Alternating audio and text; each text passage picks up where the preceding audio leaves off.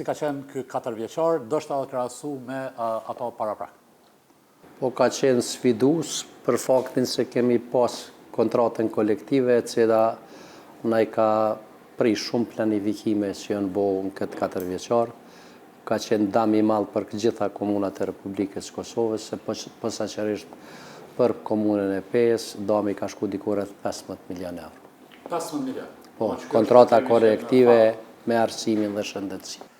Në shumicën e komunave që kemi realizuar deri tani, ky është ndoshta shqetësimi më i madh, edhe po duket që kalon, po mendoj e ka dëmtuar shumë realizimin e projektit. Ka pengu shumë projekte, mirë po edhe përkundër pengesave që i kem pas, na kemi realizuar shumë projekte. Kanë vështrimin e juaj se erdhëm deri te kjo situatë. Kontratën kolektive ka nënshkruar niveli qendror. Po, Ministri i Arsimit dhe Ministri i Shëndetësisë, normal që po kryeministri nuk e kanë bërë këtë punë, mirë po shkon përgjegjësi e tyne që ata me i do buxhetin edhe me e përmbush një zotim cilin e kanë marrë me shkrim.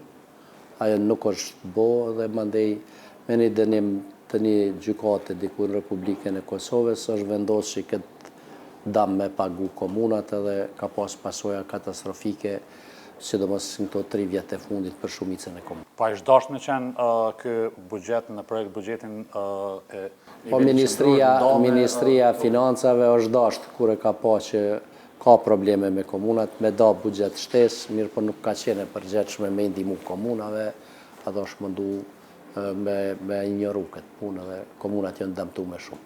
E natyrisht dami më i madh qytetari, për shkak se këto projekte realizohen për qytetarët.